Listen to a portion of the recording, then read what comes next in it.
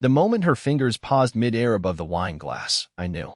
She hadn't touched her food, hadn't laughed at any of my weak attempts to fill the silence, hadn't even looked at me since we sat down.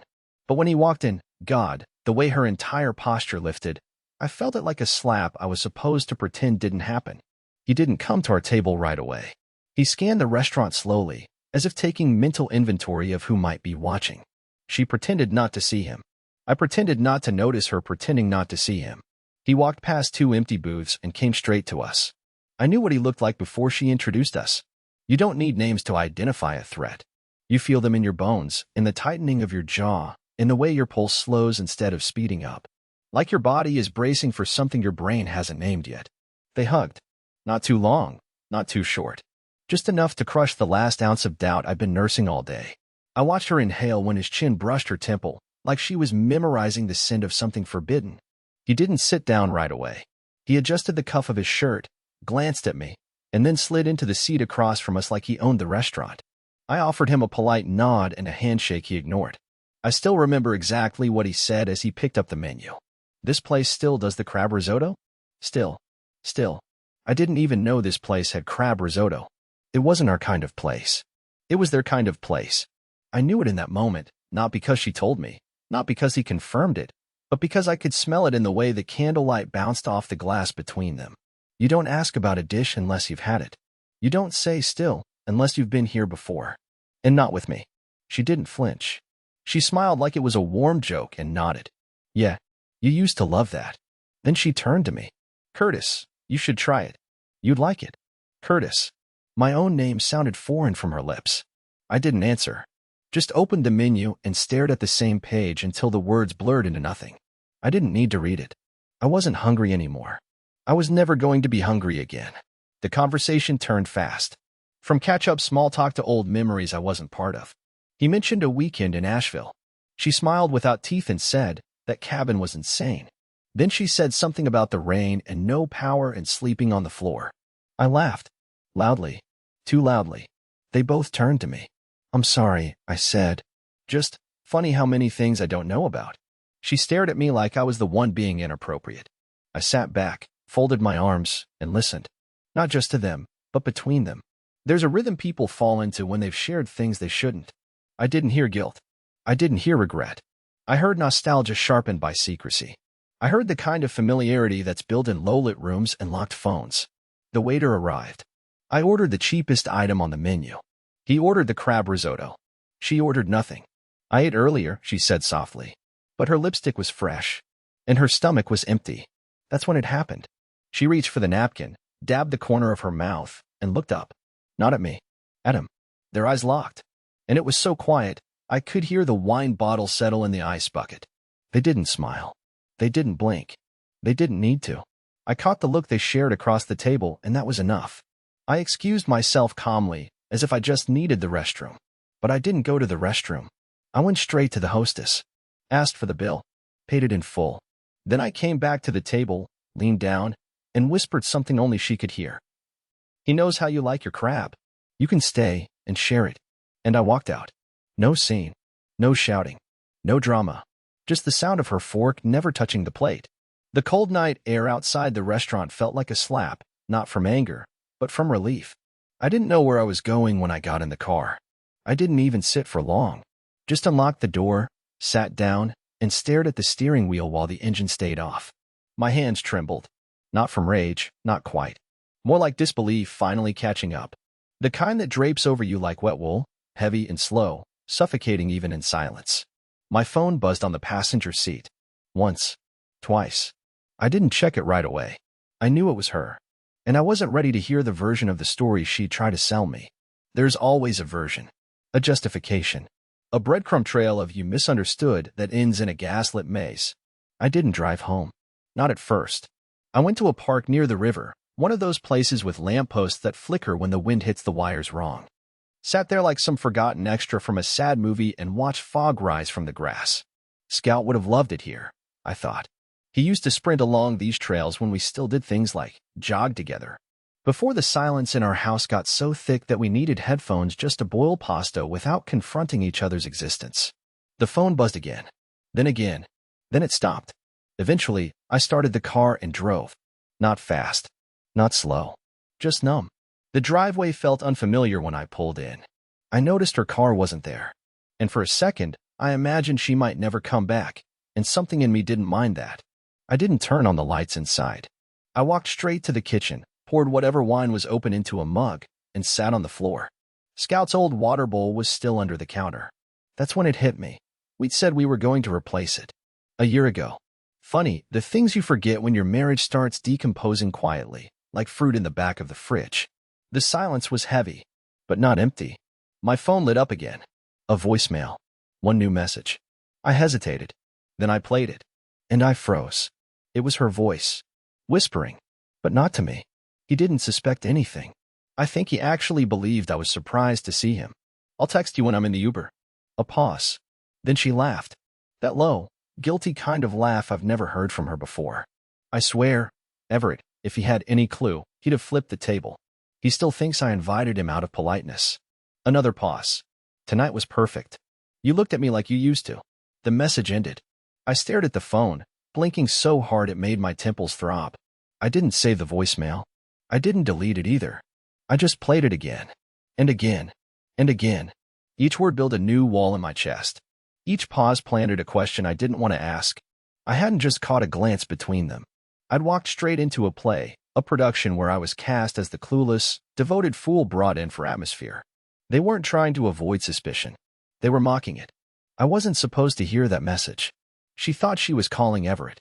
She'd accidentally left it on my voicemail. And now I knew everything I wasn't supposed to know. But what she didn't know, not yet, was that I'd already paid for her night. Already walked away. Already decided to start collecting answers before I ever asked my first question out loud. I stood up, wiped the dust off my jeans, and turned on the kitchen lights. The house suddenly looked like someone else's. Every photo, every mug, every throw pillow embroidered with "you plus me equals us," it all felt like props in a fake memory I didn't believe in anymore. I walked upstairs. Quietly. Deliberately. And I opened the drawer where she kept her old phone, the one she never used anymore. Or so she said. But it wasn't dead. It was on. And I had the passcode. The phone screen lit up faster than I expected. Same old floral wallpaper, same 4-dot passcode she never thought to change. Mallory always underestimated the small things. She hid her secrets in plain sight, believing if she looked calm enough, no one would question what lay just beneath the surface. But that phone, the one she said she forgot to recycle, the one that won't even turn on anymore, held more truth than anything she'd said in the last 5 years. I sat on the edge of the bed, the glow of the screen flickering against the bedroom walls. Our walls. Our photos. Our fake smiles. The old phone was slow, but functional. Her gallery was still there. Thousands of images. Most were innocent, selfies in the car, pictures of salads, vacation shots I remembered taking. But there was a folder labeled Breathe. I almost backed out. It was such a strange title for a folder. Not work, or trip, or stuff. Just breathe. It felt personal. Like something sacred. Or shameful. I tapped it open. The first photo was of her. Younger, maybe 5 or 6 years ago. Sitting on a hotel bed, smiling at someone behind the camera. Wearing a shirt I'd never seen before. Her legs were bare, tucked under her, a champagne flute on the nightstand. Then the next. Her in the same room. This time with him. Everett. The timestamp in the corner read, April 14th, 2015. 2 years before our wedding. They were already together. And not just together. The kind of together that shows in body language, in the ease of how she laid her head on his chest, and how his hand was on her thigh like it belonged there. This wasn't a fling. This was something else. This was history. I kept scrolling. The photos spanned months. Different rooms, different cities, hotels, bars, beaches. One from Vegas with him in front of a fountain. Another from some cabin, snow outside the window. Her hair was shorter in those. His beard was longer. And then, they stopped. Just like that. No more photos of him past January 2016. After that, she was alone again in the photos. Selfies. Dinners. Her birthday party with people I didn't recognize. But none with me. None until well into 2017. It was like her life had been erased and rewritten to include me, like I was version 2 of someone else's story. I sat there in silence, heart knocking against my ribs like it was trying to warn me of something worse still coming. And then I found it, a note in her phone app, buried under a folder called Private. It was dated August 2nd, 2016. He's gone.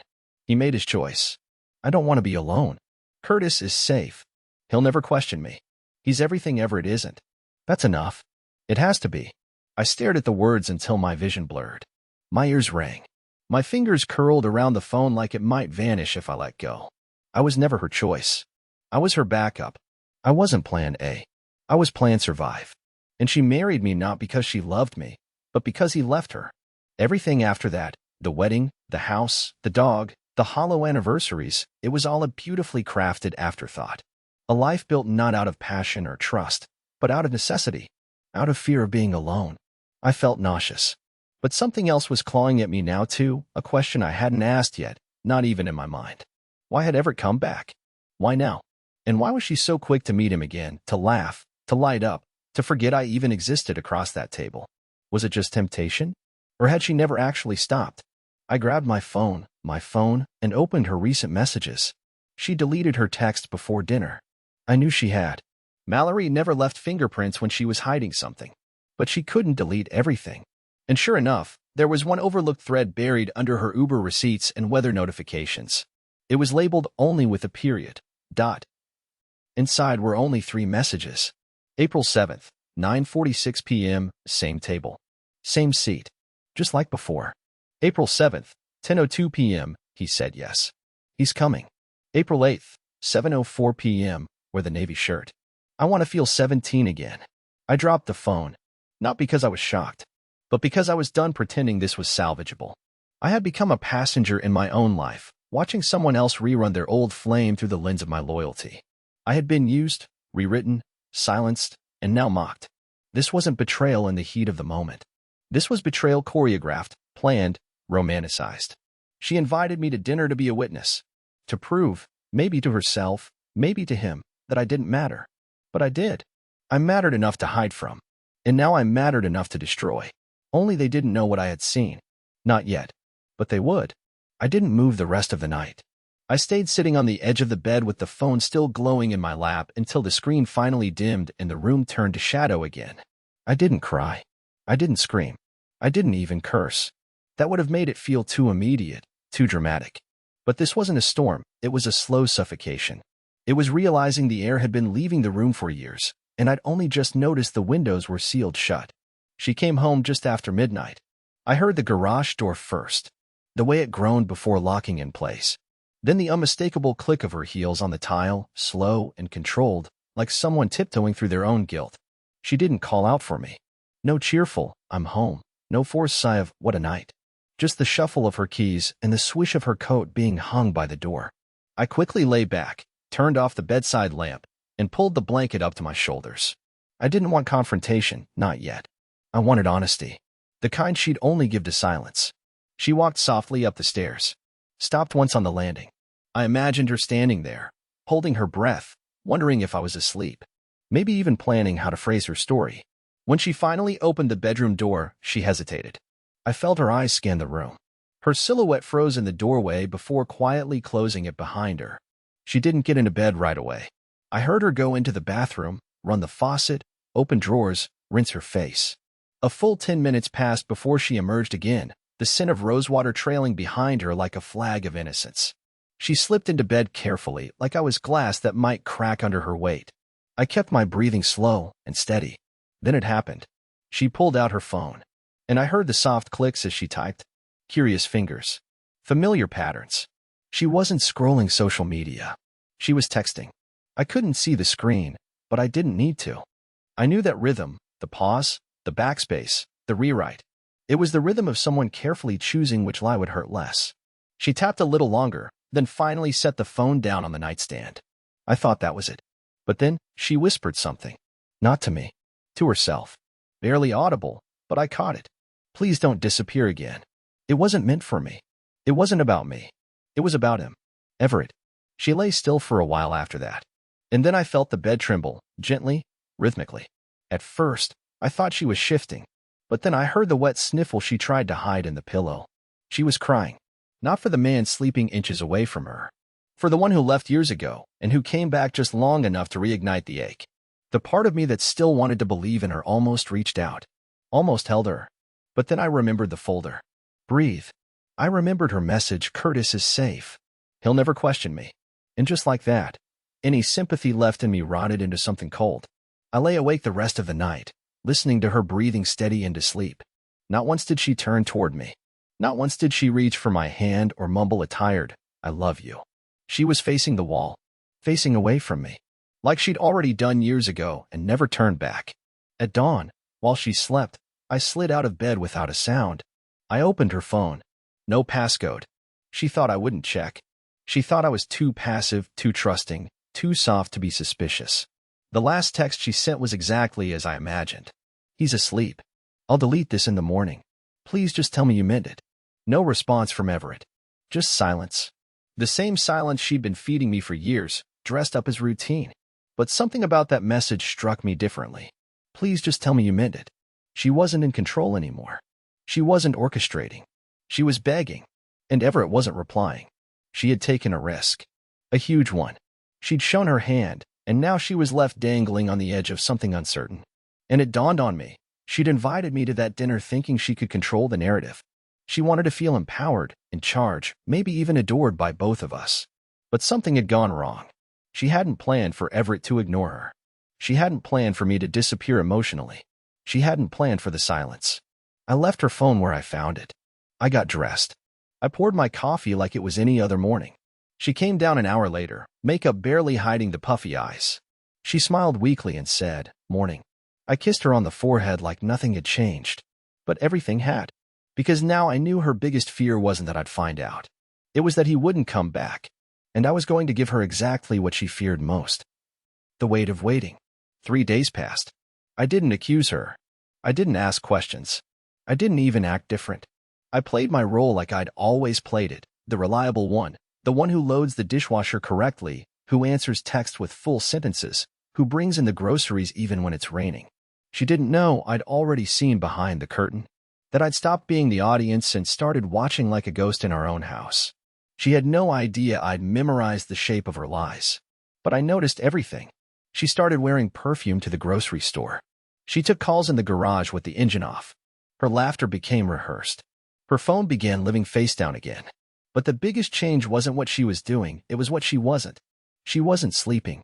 I'd wake in the middle of the night and feel her sitting at the edge of the bed, back turned to me, eyes fixed on the window, like she was waiting for something, or someone. A text, a message, a miracle. But Everett hadn't replied. Not to that last message.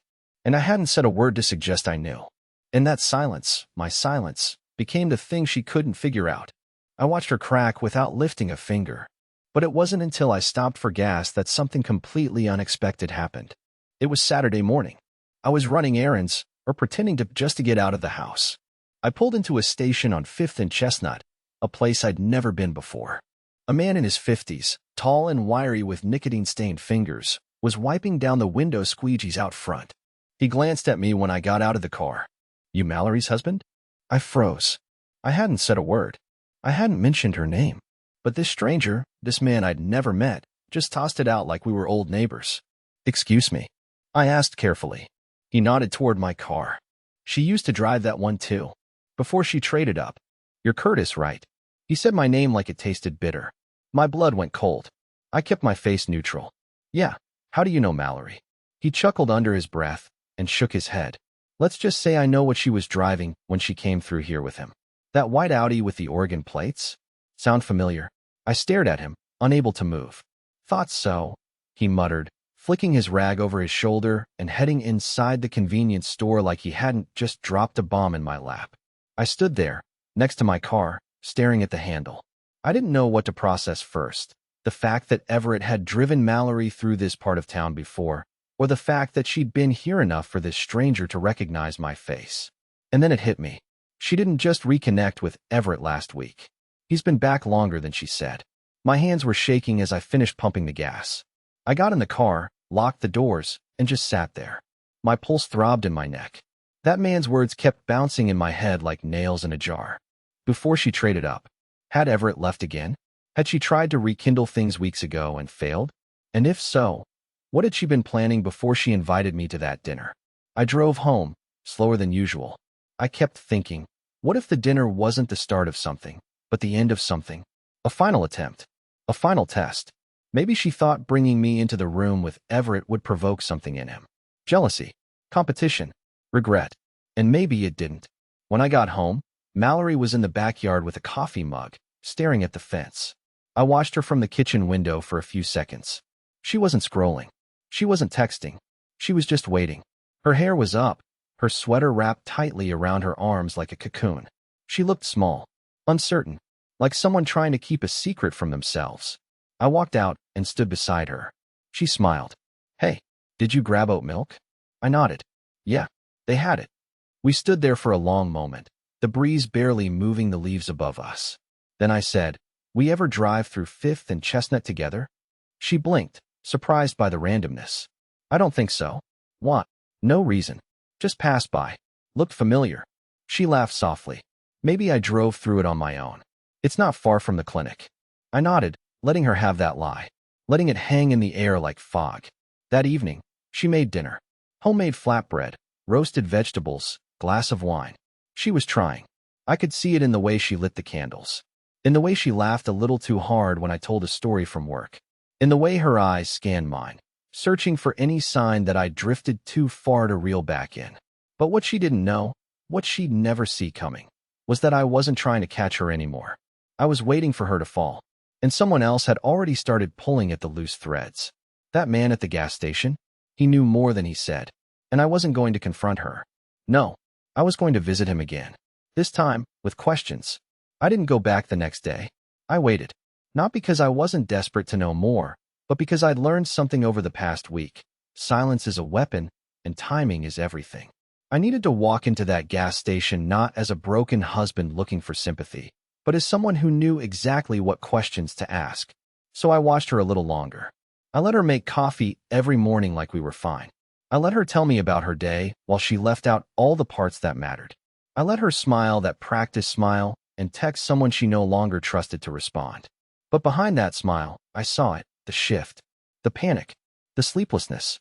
Her world was fraying, and I wasn't touching a single thread. 2 days later, I returned to the gas station. It was early. The place was almost empty, and the same man was there, standing near the car wash entrance, lighting a cigarette with the kind of hands that had seen too many winters. He saw me coming and didn't flinch. "You came back," he said, exhaling. I nodded. "Yeah, I think you know why." He took a drag, held it, then pointed toward a folding chair beside the air pump. "You mind sitting?" "No." We sat. For a long minute, neither of us spoke. Finally, he asked, "You want truth or comfort?" "Truth," I said. "I think I've had enough comfort to last a lifetime." He studied me for a second. "I ain't got proof, but I've got memory. And that woman's got a history in this town that doesn't match the story she probably told you." I kept my voice even. "Start with Everett." He laughed, low and sharp. "You think Everett was the story? Man, he's just a bookmark." "The one before him? That's the one who nearly set his house on fire after she told him she was pregnant. Real small-town mess. You know how many men thought she was their new start? 3, maybe 4. All different stories. Same ending. She'd disappear, reappear, reinvent." I blinked slowly. "Pregnant.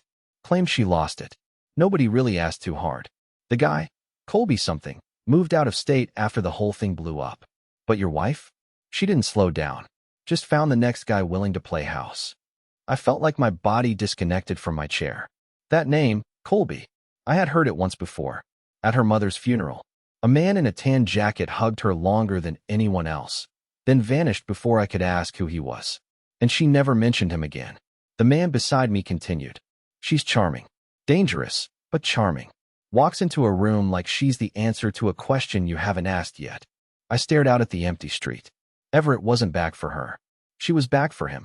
Maybe, the man said.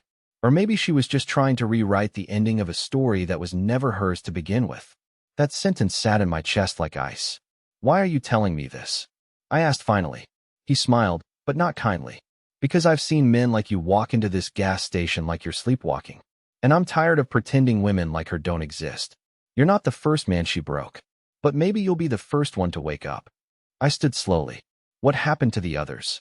He shrugged. "Some left. Some drank. One tried to start over. But the problem with starting over is you can't always tell if you're still standing in the wreckage. I drove home in silence.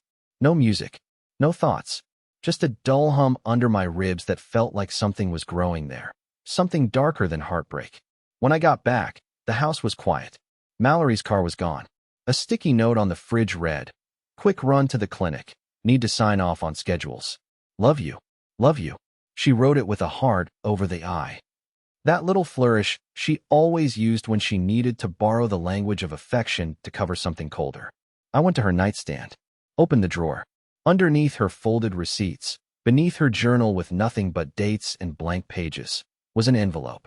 No address, no stamp, just one name, written in her handwriting. Colby. Inside was a letter, and what I read turned my stomach. She'd written it 3 months before we got engaged. The tone was wild, full of longing, half-delusional, emotional confessions that didn't match the woman I thought I knew. I never stopped thinking about the night you said we could disappear. I know I said no, but I didn't mean it. I was scared. But if you ever come back, if you ever ask again, I'll say yes. I promise. I sat on the floor, letter in hand, surrounded by a life built on reruns. Mallory wasn't trying to leave me for Everett. She was trying to relive all of them. She was addicted to the first chapter and allergic to the second. And I was just the comfortable middle she used to catch her breath. But not anymore. I wasn't staying in the middle. I was going to find the ending myself, even if I had to drag her secrets into the daylight one by one. Finding him wasn't hard. Mallory had left enough crumbs for a man who'd stopped trusting her smile. The name, the tone of the letter, even the postmark on an old greeting card shoved in a box in the guest room closet. It all pointed to one place. A dusty town 3 hours north where street signs leaned like they were tired of being ignored. His name wasn't even that common. One search, a few clicks, and I had him. Colby J. Rudd. Landscaper. 39. Lived in a small ranch house at the edge of a dying suburb. I didn't call. I didn't email. I just got in the car and drove. The house looked forgotten by time. A cracked driveway, an old canoe leaning against the side, and a lawn that had been trimmed too perfectly, like a man trying to control what little he still could. When he opened the door, I expected hesitation, suspicion. But what I saw in his face wasn't surprise. It was resignation. "You're here about her," he said. I nodded. He stepped aside and let me in without asking my name. We sat in a sun-drenched room filled with tools, unpacked boxes, and the ghost of a conversation that had been waiting to happen for a decade. "She find you again?" he asked, eyes tired. "No," I said. "She never lost me." He looked down. "Then I'm sorry." There was no sarcasm in his voice. No smugness. No gloating, just the weariness of a man who'd learned a truth the hard way, and now had to speak it out loud one more time. "She told me she was ready to run away," he said. Back then, I believed her. We had plans. Real ones. Tennessee. New names. All of it. She had a bag packed and everything. Then, one night, she vanished. No call. No note. I heard through her cousin she got engaged 2 months later. "To me," I said. He nodded. "Yeah.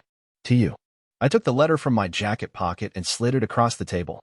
He read the first few lines, then exhaled. I was a phase to her, but not the kind that fades. The kind you revisit when life gets too quiet. We sat in silence. Then I asked the question that had been clawing inside my chest for days. "Did she ever talk about me?" He hesitated. "Only once," he said. "We were driving back from the coast. She said something strange. Said, 'There's this guy I met once, boring but safe. Like a waiting room.' I didn't even ask what she meant. I thought it was some memory from college. That memory was me. That boring but safe man was me years before she ever told me she loved me. Long before she looked me in the eyes and said yes." I stood up. Colby followed. "Listen," he said, placing a hand gently on the doorframe. "I let her shape my life once. Let her decide where it started and where it ended. Don't let her do that to you." "I won't," I said. "Not anymore." He didn't ask my name. He didn't need to. There was a mutual understanding between us, the kind men only share when they've both been wounded by the same storm. As I drove back down the highway, the truth ran through me like frost. Mallory had never chosen me. Not truly. She chose what I could give her. Safety. Stability. The illusion of normal. I was her escape hatch, not her home. And now that Everett had ignored her, and Colby had stayed gone, she was left standing in the middle of a life she had no interest in living. So I made a decision. No confrontation. No screaming match. No cliché. Just a shift. I would start removing myself, piece by piece, from the world she built on my back. That night, I came home to dinner on the table. Salmon. Roasted asparagus. Her favorite white wine already poured. She smiled too hard. Too long. She was clinging to control. Long day? She asked, folding the napkin on her lap. I nodded. Stopped by the hardware store. Had to clear my head. She waited for more. I gave her nothing. Later, she reached for me in bed. For the first time in weeks.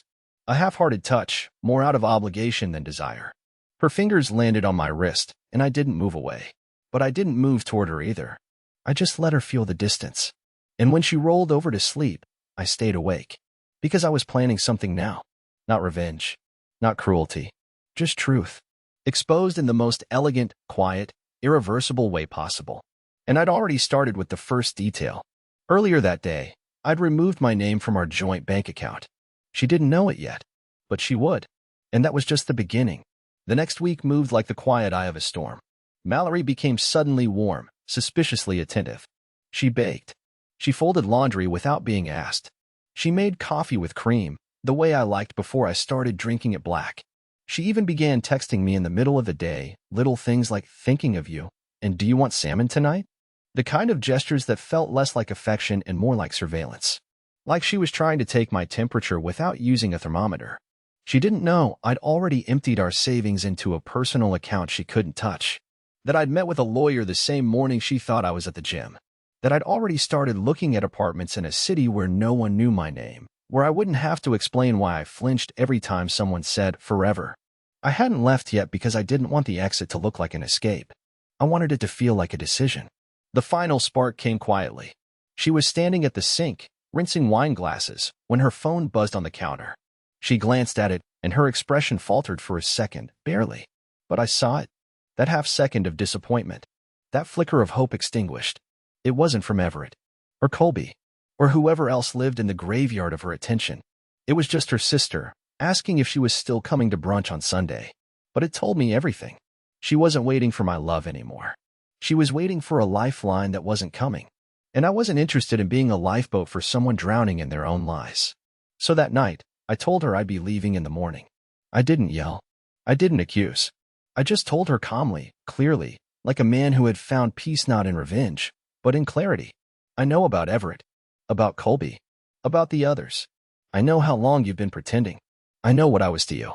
And now I'm done pretending too. Her face twisted, not into tears, not into rage, but something closer to disbelief. As if the control she thought she still held had suddenly dissolved in her hands like salt. Curtis, wait, please, let's talk. I was confused.